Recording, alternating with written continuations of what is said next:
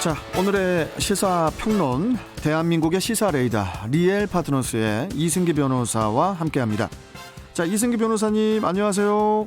예, 안녕하세요. 네. 자, 첫 번째 이슈 소개해 주시죠.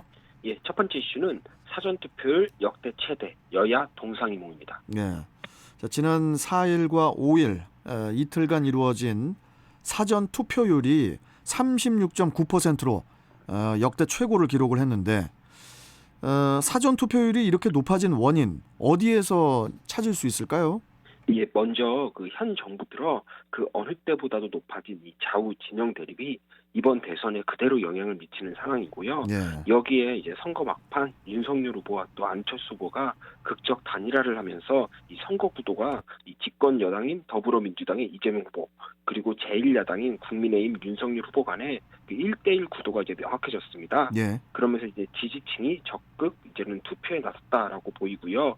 그리고 또 이 유튜브다 SNS다 해서 개인들이 이제 정치적 이슈를 접하거나 또 자신의 정치적 의사를 표현할 창구가 많아졌습니다. 그렇다 보니 이제 결국 중도층 비율이라는 것도 정말 한가운데서 딱 자리 잡은 이제 순수한 중도보다도 진보나 보수로 기운, 그러니까 한마디로 이제 중도 진보, 중도 보수 이렇게 좀 한쪽으로 조금 기운 이런 비율이 좀 높아졌거든요. 네. 결국 이런 투표층에 어느 정도 성향을 띤 투표층의 비율이 높아졌다라고 보고요. 또 여기에 이제 청년층의 정치 참여가 눈에 띄게 들면서 그간 투표율이 낮던 20, 30대가 대거 투표에 나선 것도 영향이 있는 걸로 보입니다. 네. 자, 그런데 이번 선거가 사상 초유의 이른바 비호감 선거라고 불리는데 그럼에도 이렇게 투표율이 높은 것은 또 의외라는 그런 평가도 있는데요. 어떻게 보십니까? 예, 이번 선거는 두 거대 양당 후보의 이 네거티브 난타전이 이제 주가 됐다라고 볼 수 있습니다. 네. 특히 두 후보의 부인들 모두 이제 각종 논란으로 인해 아예 선거판에서 아예 지금 사라져버린 것도 그 특징입니다. 사전 투표 때 보면 이재명 윤석열 후보가 이제 배우자가 있음에도 혼자 가서 투표를 하는 아주 이례적인 장면이 연출되기도 했고요. 배우자 리스크가 이제 전면 부각됐다고 볼 수 있죠. 그렇다 보니 이제 국민들 입장에서는 좀 아무래도 정치에 좀 실망을 한 측면이 크니까 일각에서는 이제 투표율이 생각보다 낮을 수 있다라는 예측도 있었습니다. 네. 그런데 우리가 보통 투표장에 나서는 건 크게 두 가지 경우가 있습니다. 먼저 내가 정말 이 사람을 뽑고 싶어서 나가는 경우가 있고요. 두 번째로는 정말 저 사람은 안 된다고 생각해서 투표를 하는 그런 경우가 있습니다. 근데 이번 선거는 먼저 양대 정당의 이제 적극 지지층이야 첫 번째 사유로 투표를 하겠지만 중도층 같은 경우에는 그러니까 좀 더 비호감인 사람은 내가 떨어뜨리겠다 이런 생각으로 좀 투표에 나선 걸로 이렇게 보입니다. 예. 그리고 각 후보들을 보면은 상대의 비호감을 적극 부각하는 걸 또 선거 전략으로 활용하고 있거든요. 후보들의 유사 현장이 유튜브로 계속 실시간 올라오는데 그 내용을 보면은 거의 대부분의 시간을 그 상대 후보에 대한 네거티브로 쓰고 있습니다. 그러니까 비호감 대선이 그대로 선거 전략으로 이어지고 그게 투표율에 반영됐다라고 분석됩니다. 자, 이번 사전 투표율을 두고 여야 모두 자신에게 유리하다는 그런 평가를 내렸는데, 자, 냉정하게 이승기 변호사께서는 어떻게 보십니까? 예, 먼저 이번 사전투표에서 가장 눈여겨봐야 될 게 바로 호남입니다. 전국 투표율 1위, 2위, 3위를 전남, 전북, 광주 다 호남에서 차지했습니다. 특히 전남은 사전투표로만 51.4%로 이 과반이 넘어버렸습니다. 그런데 이 호남은 전통적으로 민주당 텃밭이니까 민주당 측에서는 선거 막판 윤석열, 안철수 단일화에 따른 위기감에 민주당 및 이 범여권 지지층이 결집했다라고 보는 겁니다. 예. 그러니까 호남뿐만이 아니라 전국적으로 이런 결집 현상이 일어났고 결국 이게 투표율에 반영이 됐다라는 거고요. 예. 그에 반해 이제 국민의힘에서는 그동안 이준석 당대표를 비롯해 호남에 상당한 공을 들였습니다. 이 광주에 복합 쇼핑몰을 유치하겠다라는 공약이 대표적인데 그만큼 호남이 이 지역 개발에서 뒤처졌다고 해서 이 부분을 이제 집중 공략을 한 거죠. 특히 좌우 이념 대립에서 상대적으로 자유로운 호남의 20, 30대 이제 청년층에게 이제 어필을 많이 했다라고 이제는 스스로 자평하고 있고요. 그래서 이제 호남의 높은 투표율에는 이런 국민의힘의 정성이 담긴 결과다라는 주장을 하고 있고요. 또 지금은 깜깜이 기간이지만 여론조사 기간 내내 후보들 간 지지율이 오차범위 안에서 왔다 갔다 했거든요. 그러니까 정권 유지냐 교체냐 뭐 그럼에도 이제 정권 유지냐 교체냐 이 부분에 대해서는 정권 교체 여론이 상당히 높았습니다. 그렇기 때문에 결국 투표율이 높아지는 건 이런 정권 교체 여론에 수렴하는 거다라고 해서 국민 측에서는 우리에게 유리하다 이렇게 보고 있는 겁니다. 예. 자, 여야 입장이 서로 상반되는데 결국에는 최종 개표 결과를 봐야 알 수 있는 거니까 그때 확인하기로 하고 아직 투표 안 하신 분들은 내일 모레죠. 3월 9일 본 선거에는 소중한 한 표 꼭 행사해 주시기 바랍니다. 자, 다음 이슈는 뭔가요? 예, 다음 이슈는 확진자 사전투표 관리 부실 거센 후폭풍입니다.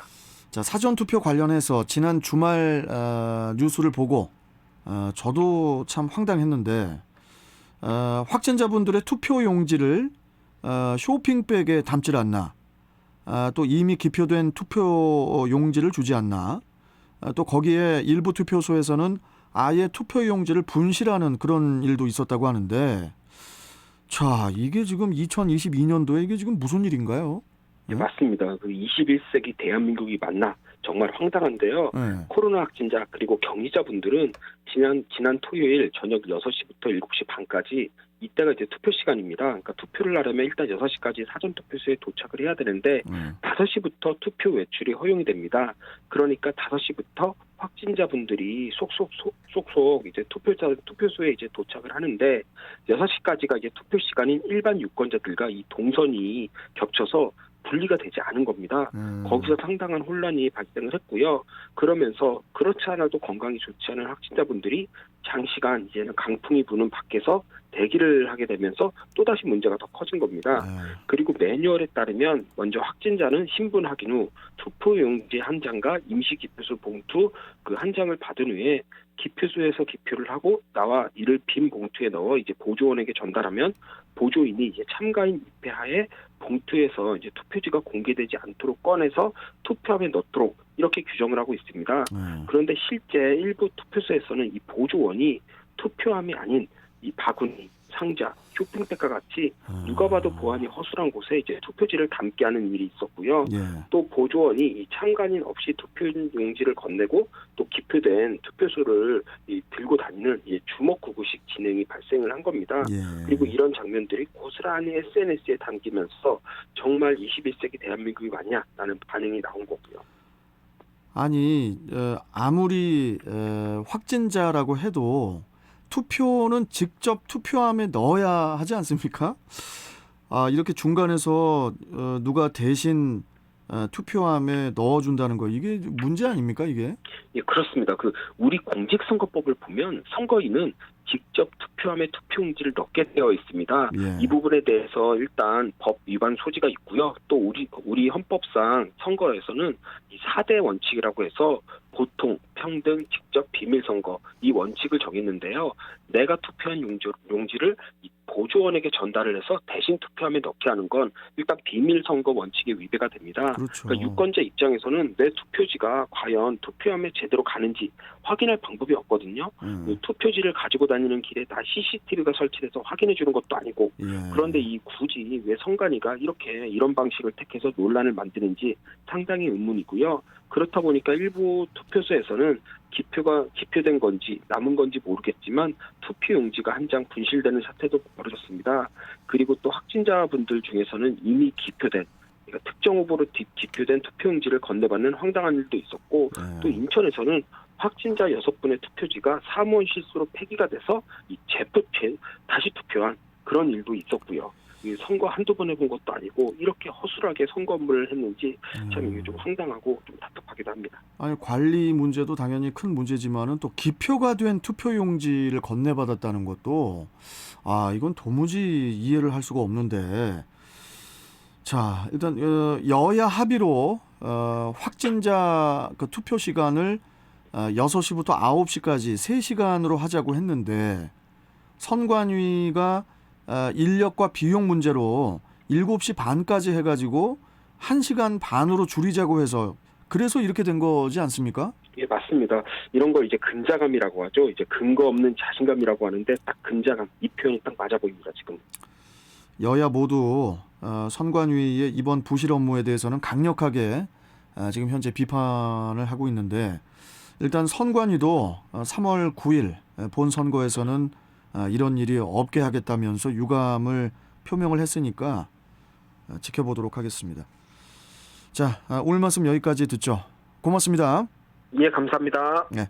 자, 시사평론가 리엘 파트너스의 이승기 변호사와 함께 했습니다.